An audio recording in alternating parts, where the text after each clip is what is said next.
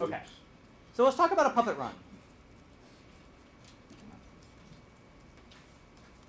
I will try not to turn my butt to you guys. Okay.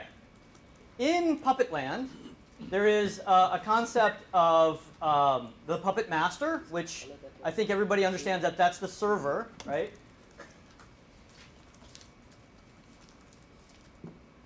And what is the Puppet master? It could be it's a Unix environment like a CentOS or Ubuntu. And then there are nodes, right? So you have a node in your network. If you have one device or one virtual machine, that would be kind of silly. But if you have 10,000 virtual machines, then you have 10,000 nodes, right?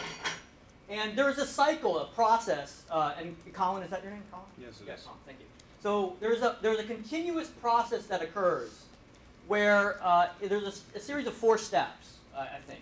The first step is the node sends a series of facts about itself, right? So there's an agent that sits on the node. That's very important, right?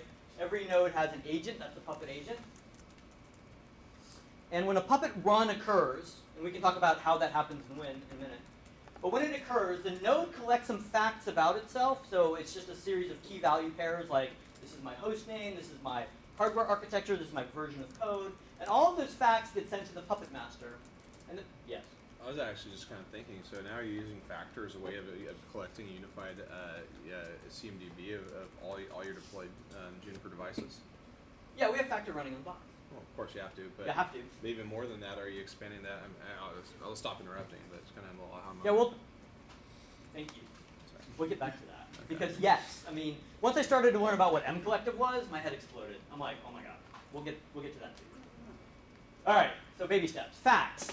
So facts are things that the Puppet master uses to classify what a node should be, right? So if this is a brand new virtual machine and you, the Puppet administrator, want it to be a web server, this guy doesn't know about that. He just sends his facts to the Puppet master and he classifies what that node should be. How that happens can be as simple as what is your host name? And I'm going to say this host name should be this thing.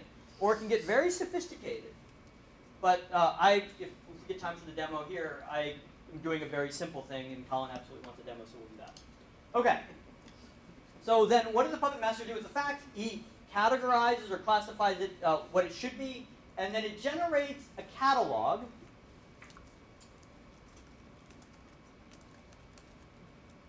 of things that the node should have or have not, right? It is not a shell script. It is not a series of set commands. It is an abstract representation of the things that the box should be, right? It is the what. What do I want you to be? It is not the how. The how is how does the resources become a configuration. So this catalog gets sent to the node, and the node then converts that catalog from the what to the how. Is this an EX switch? Oh, if it's an EX switch and I want a VLAN, I create it under the VLAN stanza. If it's on a MX, it's under the bridge domain stanza. The Puppet master doesn't know that. The node knows that, right? The guy who's writing the catalog definition, he doesn't know it. He doesn't care. Remember, my target audience for this is DevOps. I am trying to give DevOps a tool to use so that the networking guys are like, hey, I want to delegate control to the DevOps. That's cool. Very specific, granular things. I want it to be in DevOps mindset. It has to fit the brain of the DevOps guy. They don't know JunOS. They don't know what a trunk port is. All they know is I've got an interface, and I want to put this VLAN, and the VLAN name is foo. That's it. All right. So the node processes that, and then it sends a report. It says, hey, this is what happened. P-O-R-T, report. And what is a report? It's a structured collection of information. It's done in a YAML file. Anybody know what YAML is? I learned about that because I spent my entire life using XML, and everybody's like, XML is awful. You should look at YAML. I'm like, what's that? It's got to be yet another markup language, right? Or something done like that. It is. I'll show you an example of one. And when somebody showed me YAML, I'm like, where's YAML been all my life? Living under a rock. All right. And then the report comes back to the Puppet master. So in JunOS land, this might be, you tried to use a VLAN that didn't exist. Commit fails, right? And then that report gets stored on the Puppet master, and they even have kind of an external report collector, so you can actually do magical things like inspect that report because it is structured data. And you can say, oh, well, if Juniper was smart enough to tag the log information that says this is a JunOS thing versus a generic thing, then the networking guys could actually extract that data for analysis, like did something break, and maybe something automatic should happen. And so the DevOps guys said, whatever you do, Juniper, make sure you ensure that the full cycle works, not just the little pieces, but the full cycle works. Like when you get a catalog, there's a unique number. There's a catalog version, right? Well, we want to make sure that version is stored in reference to the commit change so that we have complete accountability of that change. Somebody in Puppet Land did this thing, made this change, here's the number, I can track it. I have accountability. Remember risk? Risk is about accountability. Right? Who did it? When? What was it? Can I put it back? Can I put it back? Wow. My head exploded. I'm like, what do you mean, can you put it back? And they said, well, when we write a catalog definition or manifest, that's just code to us. You know, networking guys think of that as, oh, that's a config file. No, it's not a config file. But more importantly, DevOps thinks about it differently. They think about it as code. So as a software guy, I'm like, well, what do you guys do with that? Well, we version control it. Like, you version control this, so how does that work? They say, well, as the cycle is occurring, because this is a continuous process, like every maybe 2 or 3 hours, the node checks in, sees if there's drift, changes it back, you know, ensures things are happening. Well, how do these manifest files get onto the Puppet master to begin with? Oh, well, maybe we use, like, I don't know, some source code repository like GitHub or something, or CVS or whatever. And or Git local in a secure fashion, maybe. Yeah. So I'm like, wait a minute. You guys, okay, so you, heads break, right? And so what they do is, like, people will check code in, they'll tag it, right? You guys know what tagging code means? They're basically saying, this is good. Maybe somebody looks at it and says, oh, that's approved. And then some process then brings that to the Puppet master. And then things just happen. Like, servers spin up and VLANs change. And I'm like, this is the new network engineering. yeah, they have to get, it's either they have to get with this process or the DevOps guys are going to start. Oh, no. So the thing is, you actually do need to engineer the code that goes into GitHub that makes it down the Puppet master.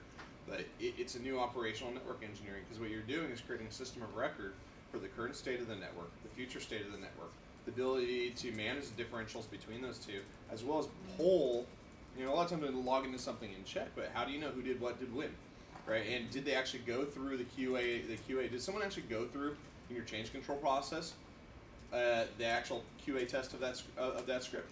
You can have that go through your acceptance process in between GitHub and the Puppet master. You can even have peer voting. Is this a good, you look at the OpenStack process, right? You can put a gating process into your network. Say, okay, if you're a level 3 escalation, your code goes through. If you're a level 1 guy, your code, everyone gets smoke tested. Everyone goes in the virtual environment. We make sure it pings, and make sure it converges, and we go through network ready for use. And then, but if you're a level 1 guy, well, you just need 2 votes from your peers. Boom, 2 votes from your peers, it goes in. You know, this is and you talk about ITIL. You talk about process. You talk about accountability. You know, ITIL is a slow, archaic, broken process made because humans are inefficient, right? But you can still accomplish the goals of this with the DevOps model and these tools. Sorry. Well, I'm missing. So I like it for bare metal provisioning. I mean, so some of those type of things. But you know what? At the end of the day, a new server comes online, gets plugged in. Where's the reactiveness? When a new server comes in? Yeah, I mean, tell me where's the show? Give me pseudocode for a new server gets plugged in. Yeah, so we'll talk about bare metal boot. Well, no, I'm not forget bare metal. I'm just saying new server plugged into the network. How does that get provisioned on? Sure. So there's no classification piece for anything. I'll explain what the DevOps guys told me, and then Colin can correct me. But coming back to no, it's not correcting. There's 20 different ways to skin a cat. Bingo, there are 20 What's best for your organization? Yeah, there is no one way in DevOps because every environment is different. And we in the networking world, I think we need to take note of that. We can't say, Mr. Customer, we know the best way for you to deploy your network. We know this is the way you should do it. I had a customer, I had the VP of a Fortune 10 company emphatically tell us that to go pound sand because we should not be telling them how they should be deploying automation in their network. We should not be telling them how to design a network. They will ask us for help or ask us for some guidance and whatnot, and they will consume that and do what they need to do. And that's right. You know, and when we look at even automation in general for networking, I take the same approach. I'm like, I'm not a master of Puppet, but I went and I spoke with the Puppet guys and I listened to the DevOps guys, and I'm like, I need to get this out to the DevOps guys as fast as possible because they're the ones that are going to make this real. I mean, right? Okay, so going back to the GitHub and this process and whatnot. Question: how to assign a VLAN in an operational process, right? What's that? Yeah, actually, I had a question. Okay, a guy plugs in a server. How do I get a reactive change? Yeah. So okay, let's talk about that. Which, by the way, should go through a change control process unless it's an exception. There's a process that it should follow. Yeah. The funny thing about change control is everything just goes through unless it's an exception. But provisioning shouldn't necessarily. When we start talking about elastic computing, there's no process to that. There shouldn't be, right? There's a process for you need more nodes, elastic compute that spins up. It shouldn't be, next week and Tuesday's change control. That's right? right. Well, no, but when you think about it, you can get into the division of, okay, an overlay network to programmatically assign and access to network resources, one way of accomplishing that.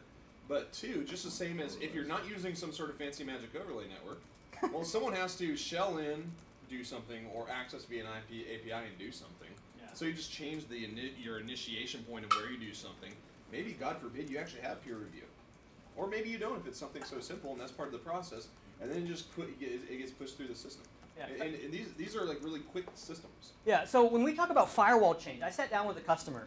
Ugh, this was craziness. So I sat down with a Fortune, we'll call it 50 customer, who was dealing with firewall ACL changes in a multi-tenant kind of scenario. We'll call it a multi-tenant kind of scenario. And they said, we have to automate this because if we don't, we're going to be fired, essentially. And I said, well, walk me through the process that you use today. And I'm like, you can't automate that. I mean, there's like a GUI it was just craziness. And they said, what we need is somebody to basically check in a file that says this is what we want. It's got to flow through some system like Remedy, get approved, go through this thing, and then touch load balancers, firewalls, routers, switches, blah, blah, blah, blah, blah. Right? I didn't even know about Puppet at this time, by the way, when I'm having this conversation with these guys. And this was the network security guy. Right? And when you talk about peer review and security thing, you can say, oh, well, certain security things could be by policy approved. Like, for example, let's say that you knew that this node was like, say, a MySQL database, right? Or it was. I'm kind of skipping ahead, but this is actually a really important thing. So let's say that this node was a MySQL database. So how do we know that? Well, we know what the catalog said that this node had to be. Like, it has a package installed like MySQL and these files and blah, blah, blah, right? These resources and this information is known to the Puppet master, right? It's also known to a database, right? So there's actually something called a Puppet DB, right? Which actually captures resources and facts about the nodes in their network. Okay, so now I have a repository of information like, I know all the nodes and their packages. Could I infer, for example, what services are running, like, which ports I might need to open on firewalls or access control lists? But I might not know where. Exactly. But could I figure that out intellectually? I actually can. So now if I have this infrastructure and I have a model of my nodes, and I know what applications they're using, and maybe I apply a little bit of business logic to say, oh, if I see this thing, I know it's this port. There's the additional information you need. So a little bit of business logic. And then if I also have a switch that works in this infrastructure, behaves like any other node in this infrastructure, and when he checks in and does his Puppet run, maybe that catalog is built dynamically because that's infrastructure as code. So as part of that process, you can say, well, there's things that I need. I better go talk to the Puppet database and see who's connected to me. So this is a little bit forward thinking. It's not like I have a demo to show you, but I talked with some guys, some very smart guys, about this, and I said, is this conceivably possible? They said, it's conceivably possible today. One of the things I'd be really interested to see, and can you repeat what the virtual environment, JunOS? Yeah. Okay. Thank you. So one of the things that we're doing, like continuous integration or continuous deployment of code, this new agile development stuff you hear, it's about that. You talk about changes that are low risk, and you don't trust any change. You actually make sure it builds, right? You go through the smoke tests, and you actually go through, in network engineering terms, network ready for use testing, a full regression test across your network before the simplest code gets rolled into production. And then, it goes quickly, and the guy who made the change is looking at it in real-time monitoring of the existing system, and then you iterate. To accomplish that, say in the simple VLAN change example, one of the things you'd have to have is some sort of CI system on the back end. So Puppet is configuration management distribution, right? Getting us understand the state of your systems and changing them. But the things like, I'd be really interested in seeing Juniper contribute some code, maybe show a working example. It'd be an awesome demo of the network configs being submitted through Jenkins, that being included. Jenkins, thank you for saying it. Yeah, or whatever. I don't Whatever. care what the tool is. Right. It probably even something more simple would be maybe necessary. Maybe a network-focused version of Jenkins. Who cares? But run it in the virtual environment. Go through the ready for use network ready for use testing. A single resource link group testing. Testing for latencies and convergence, and then once it passes those tests, to have like an approve and push it through, and that'd be really. It's utilizing open source platforms, and I don't know about the simplicity or complexity of the code, but I think that would be really interesting to see Juniper do. Yeah, I agree with you. Does all that make sense? Absolutely.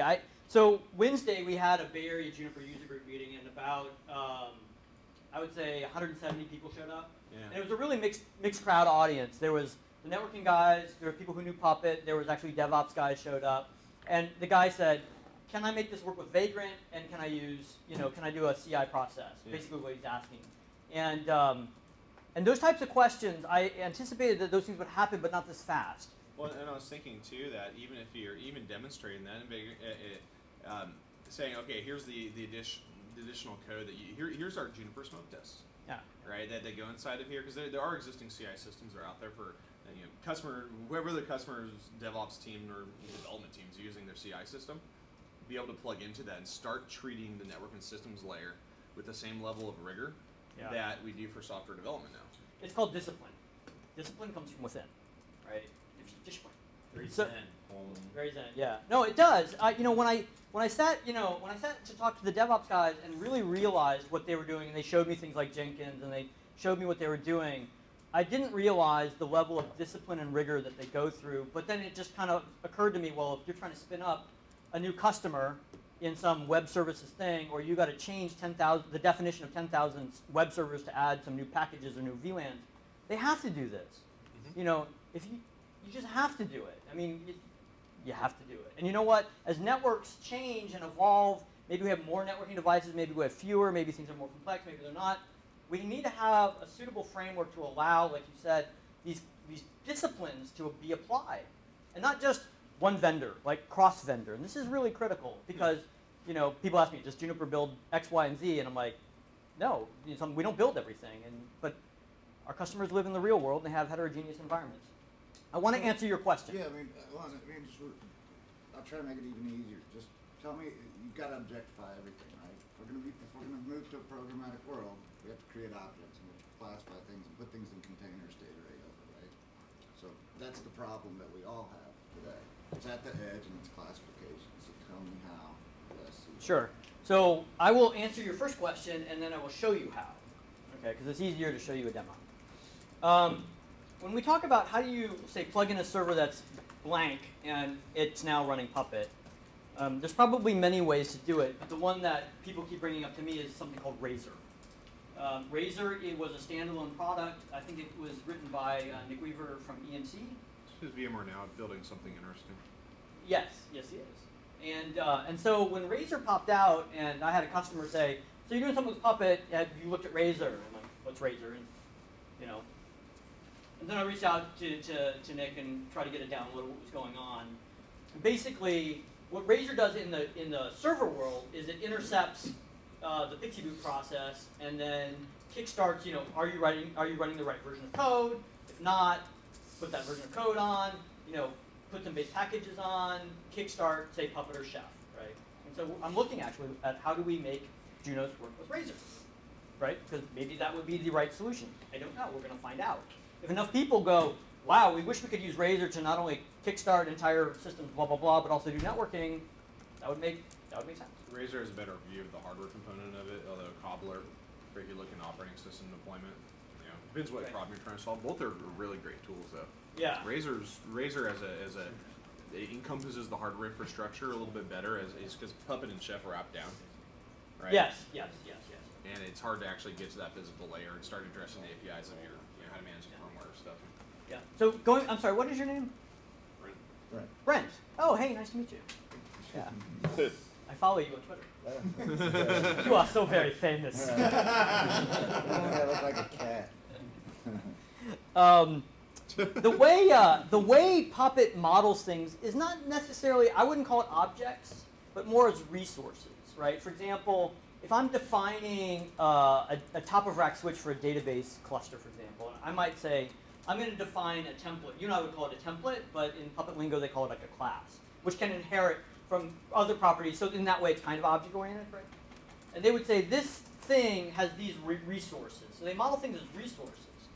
Now what's really interesting about Puppet and these other guys is they use what's called graph theory to define or infer the relationship of resources. For example, if I want an interface to use a VLAN, well then that VLAN has to exist.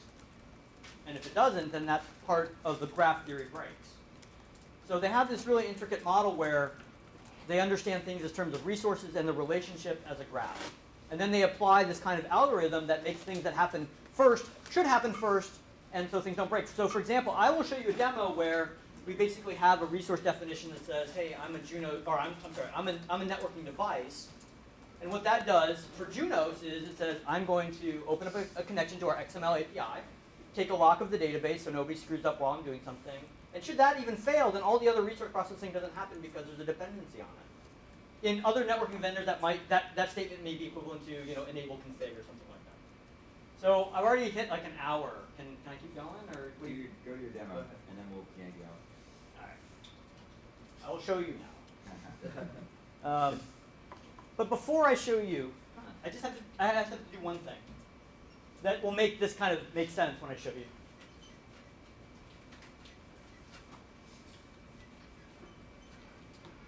So I said there is an agent in JunOS, right?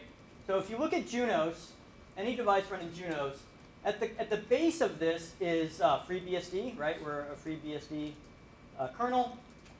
And inside this, we have an XML API. We've had XML API for, I don't know, 10 years. Service providers use this. Networking guys go, what's XML? DevOps guys go, we love XML, no more screen scraping, yay. OK, and then what we did is we created what we would call a JunOS package, which is a loadable piece of software in server world. This would be sort of like Yum or apt-get. You can install things. And so we used a development tool chain that we have both in-house and also freely available to people who wish to do similar things. A lot of people don't know that we have that, but we do. And we simply took Ruby off the internet and we compiled it. Great. Didn't change it, didn't modify it for JunOS, doesn't do any JunOS-specific things. We just took Ruby.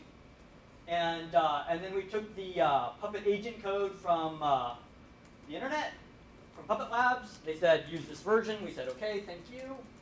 And then we wrote a Ruby gem that talks XML, which is called netconf. And we wrote it in a way that any other vendor that uses netconf could also use it. So that's in Ruby gems. And folks like at TLF who promote the use of netconf think that gem has been downloaded over, I don't know, 500-600 times. Nobody's ever called me, so I don't know what they're doing with it, but hopefully good things are happening. And so this actually gets installed on the box. Can you automate that installation process? Yes, you can. So somebody doesn't have to do this manually either.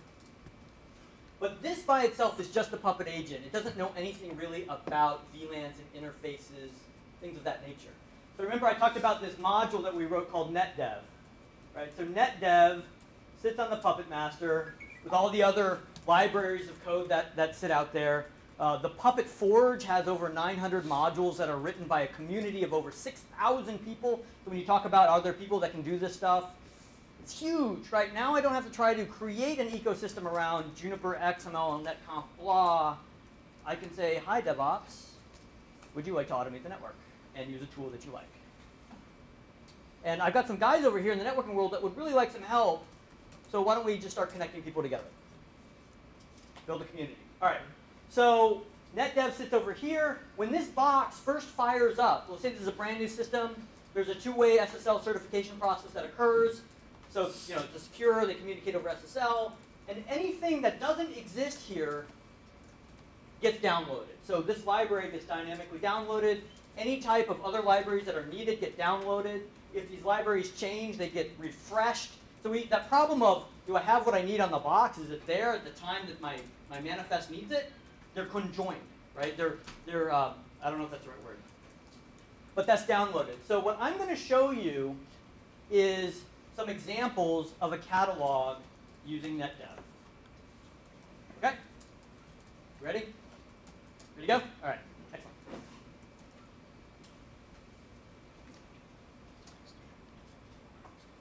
All right, so this is a EX4200 switch. There are many, but this one is mine. And it's right here. And it's in a box. I could open the box and you could hear it, but it's right there. If I do show version, you can see that the version information shows up. This was our early adopter release. You can see the version of Puppet that we're using. OK, show VLANs. I have no VLANs on this system. OK, so what's the first thing I want to do? The first thing I want to show you is factor, right? So this is my device, and I could say factor, and by itself, this is going to show you all of the facts that this device knows.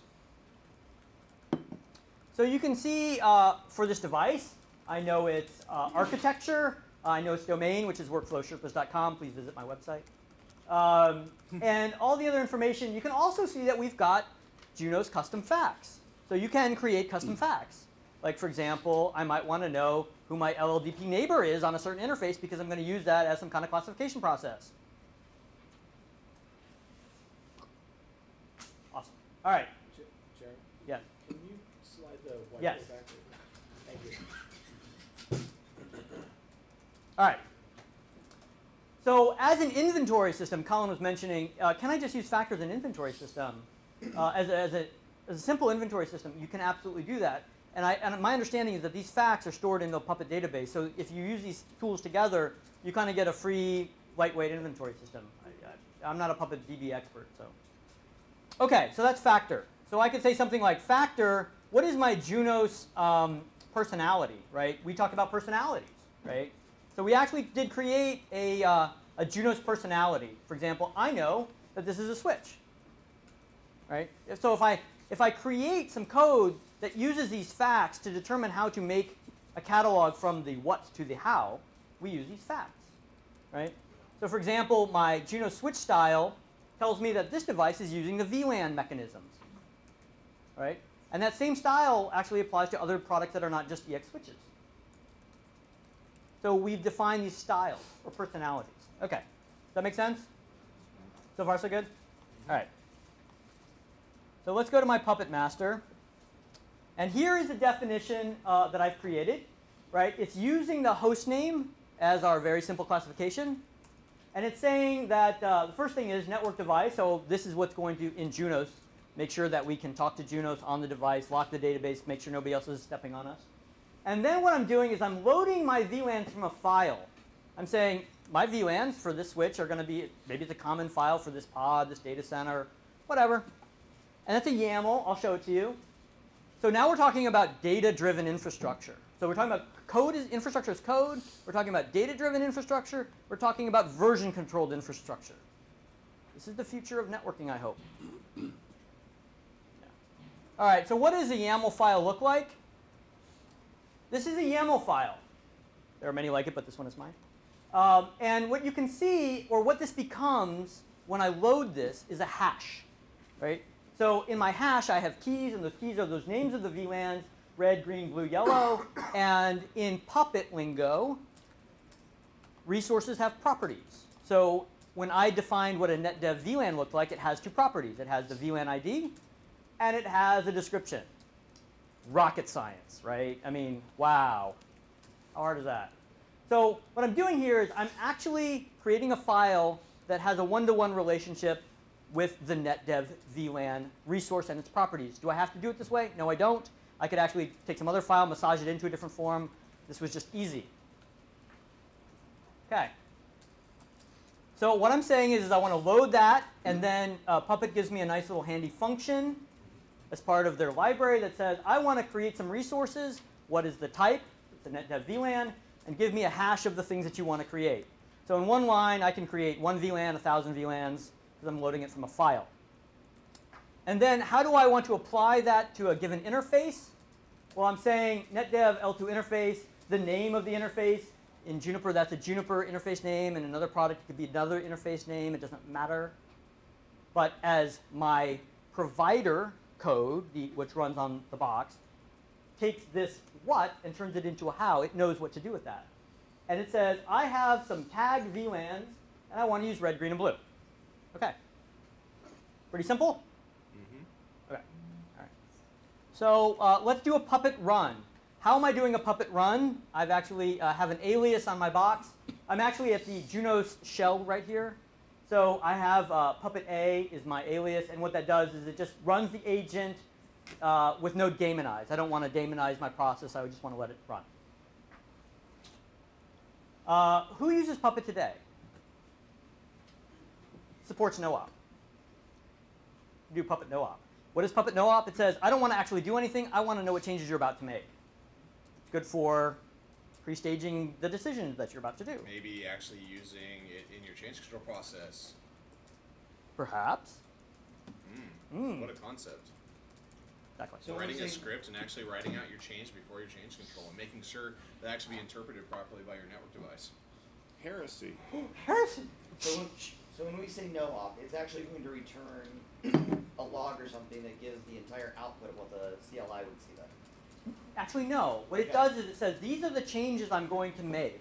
Not how I'm going to make them, but what I'm going to make them. For example, in this case, it would say, I'm going to create a bunch of VLANs, and here's their names, and blah, blah, blah. But you won't see the CLI changes. And I want to make this... So it's the catalog component you mentioned earlier. Well, it precompiles the change. That's right. And it puts it, from my understanding, the netdev filter on there is making sure that whatever language you put into this, in this case it's a switching language, that the syntax is correct per its understanding as filters, right? That's right. So you didn't put an ampersand in an IP address, or you put a comma instead of a dot in your IP address. Okay, yeah. Simple checks. Yeah, and I also want to be, you make a good point.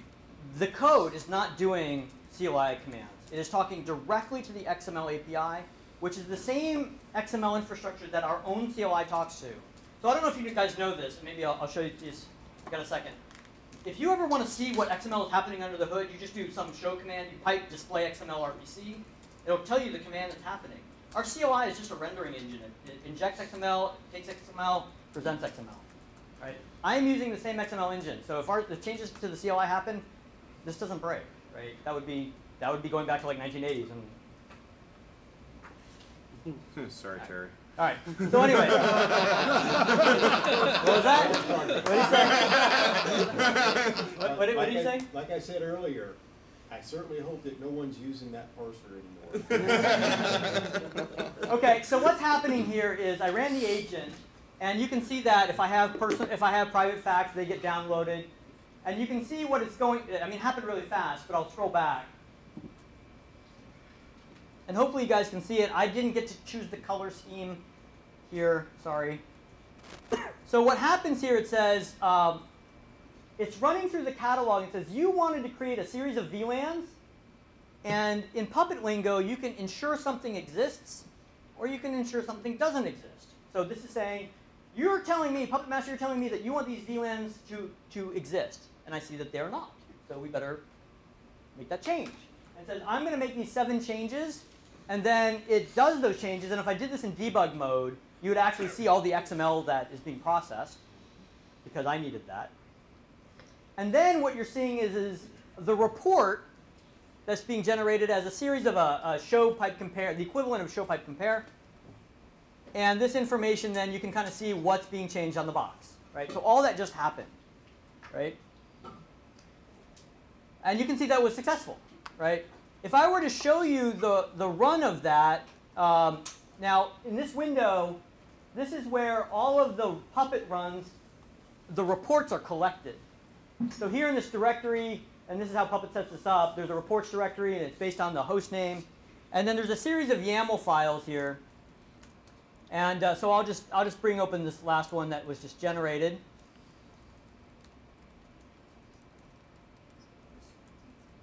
And I'm going to look for JunOS. right? And you can see that, oh, I'm going to make 7 changes.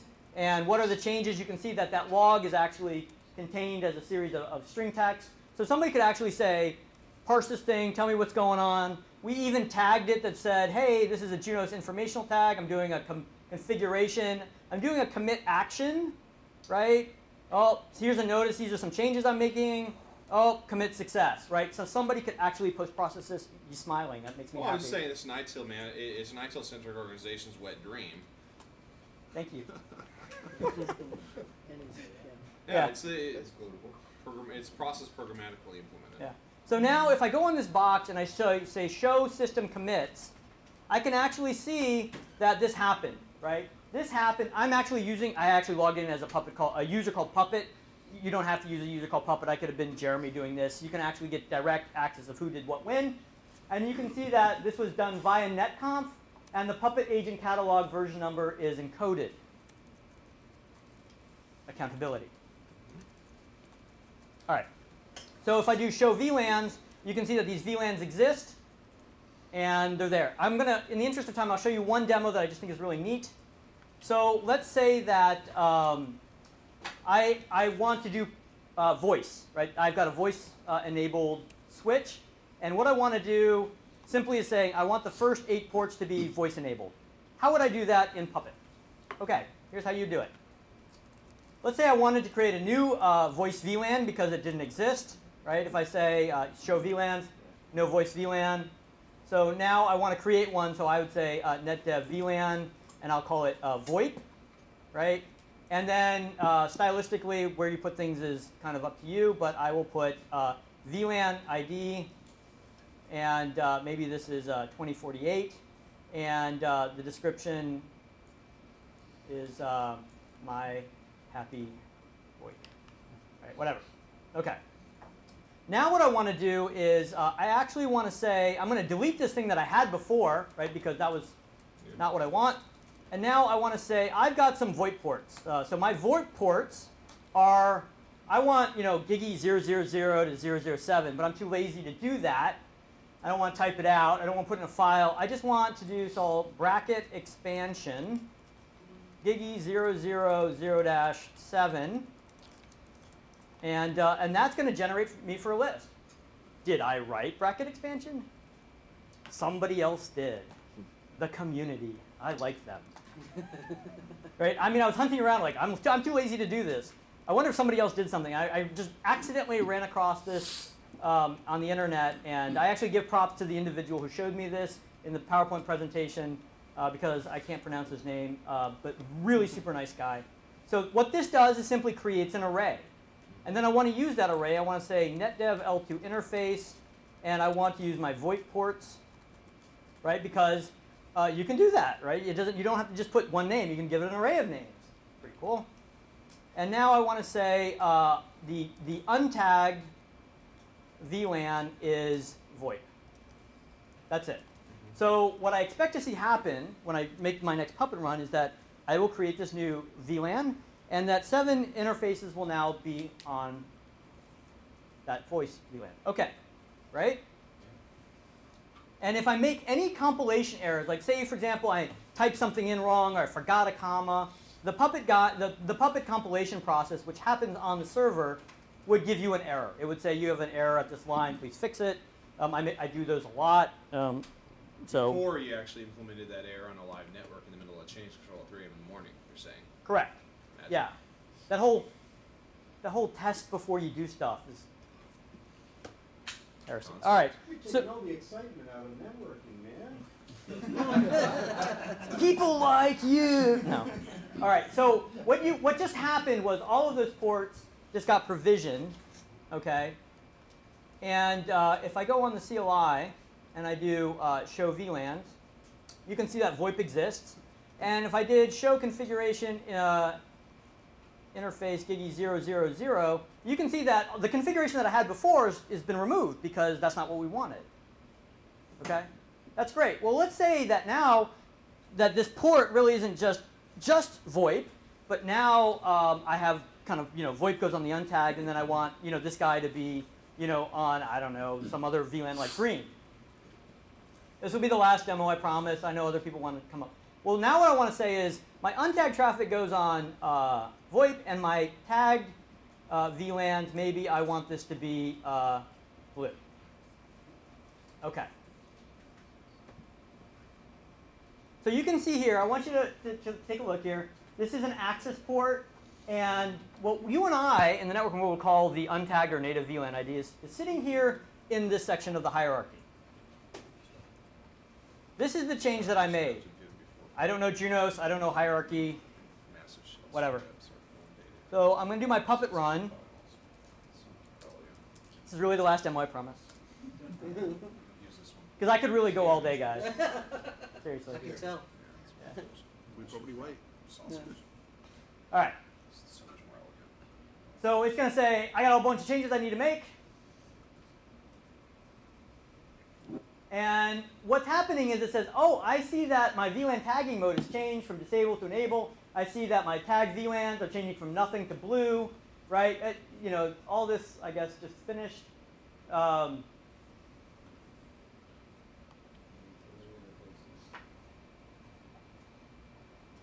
Right?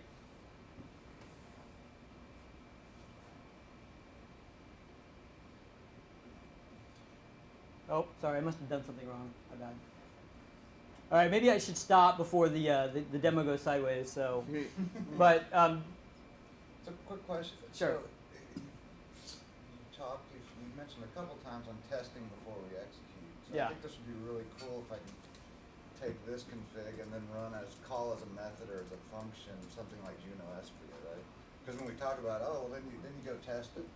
Well, I don't have 20 MXs sitting there to test something, right? Or I don't want to test it on a logical system on 1 MX. Right. We had no emulation. I mean, there's no software. The software development community has billions and billions of dollars worth of tools. We have GNS3 or Olive, right? So we have hacked up emulation. So if we could take this kind of thing as part of the process, it forks it off and just runs it as a function in some kind of emulation and comes back pass fail, I think that'd be really cool. yeah. So is there any That's libraries that that CI you know discussion that we're talking about. Yeah. Integration in conjunction.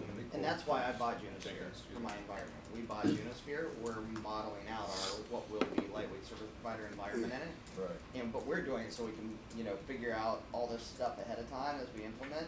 It'd be really cool to just take that existing architecture we're already running and then have our, packet flow engines and stuff that are going to be testing everything already in JunOsphere. Yeah. And just test it prod, but it's not prod. What is your name? Josh. Josh. Right. Nice to meet you. Good We to should meet talk. you. Excellent. Well, I think when we hit the enter button today, we don't know if it happened. There's no loop to it. Yeah. To answer your question earlier, Brent, about, okay, I have a new server I'm provisioning. The way I see it is the goal here is to get to the point where that is a very low-risk configuration change, and I don't need to go through a whole change control board process to implement it. And part of the server groups is they would have some interface. I don't know if it's a GUI or Self-service whatever. portal. There is an Yeah. interface that they use to say, I'm bringing up a server here, and it needs to be in this subnet, and everything just happens. Yep. It's like a subroutine call. You've mathematically gone through and proven that it's not going to fail. Yeah. I'll tell you Because how. you know all the conditions, you know all the inputs, you know what the outputs are. It's very, very safe, and that's the way you get network I automation. actually asked our guys, how do we do this, right? Because we've got some IT guys who are architects, engineers, and operations. And what Jeremy Pruitt, who's our puppet master, he writes all the puppet code, and he defines essentially the schema of what the YAML file should be. Yep. And the ops guys, what they do is they just kind of fill out a form, which just happens to be YAML file, which then they can pre-process and then run, is this okay and good? And then it gets checked in, and then VM happens. Okay. I will leave you. I just wanted to show you what we built, right? We didn't try to boil the ocean and do a million APIs. We did 4 resource types: VLANs, physical ports, the layer 2 interfaces, which I've shown you, and link aggregation controls. These are all very basic. You can go and check them out.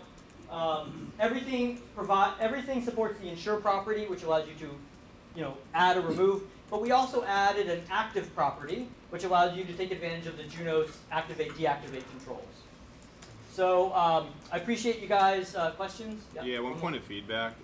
There's on GitHub under Juniper, there's it's actually kind of hard to find Puppet NetDev. What Jeremy wrote is under, I believe, his personal account, not under the Juniper account.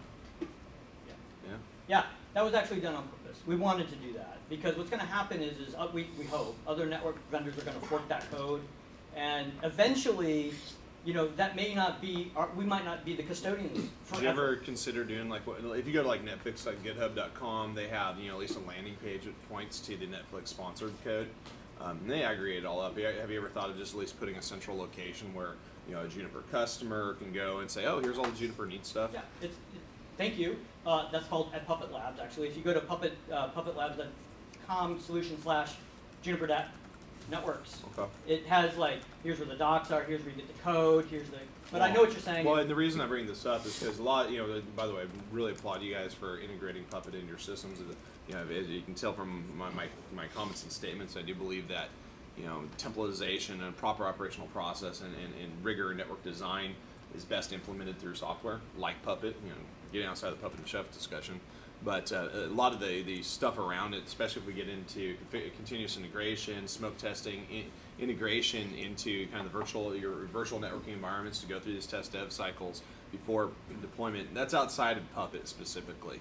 And there's value into at least keep in providing a simple place like where if there was some smoke tests which ran inside your virtual environment, that'd be a good thing to post on your GitHub page. God forbid if I can find it right now.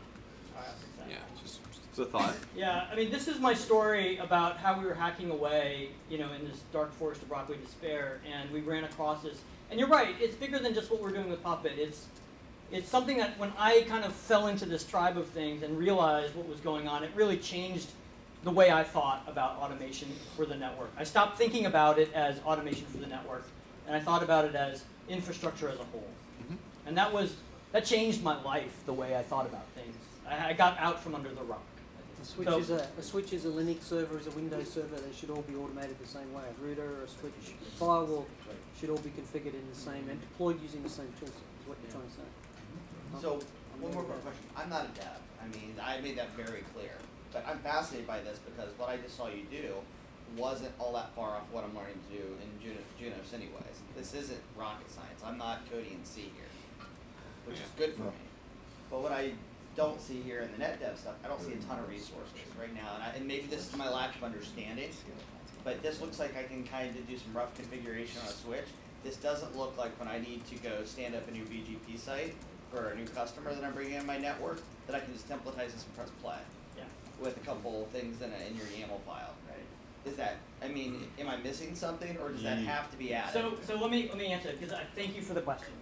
So again, it comes back to the community behind Puppet and the DevOps guys, right? Because what you're saying is I need some functionality.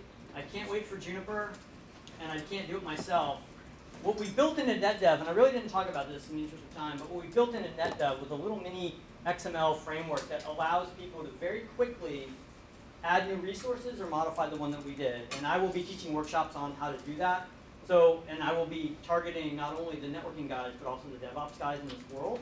So that if you went out and said, gosh, DevOps guys who work in Puppet, I would really like blah functionality. Not only might it already exist one day, but you could go to any number of shops that could develop it for you, and it wouldn't be like 6 months of development work. It would be like anywhere from a day to a week, depending on the complexity of your needs. But that part of it is beyond me, considering I'm really just a glorified tech. But that's okay. What we want to do is we, Juniper, want to get out of the way of impairing your ability to get your job done. We want to enable a community of people to do this, to help you, so you're not waiting on us. Cool. Does that make sense? Yeah, it does. All right. Thank you, guys. Thank you.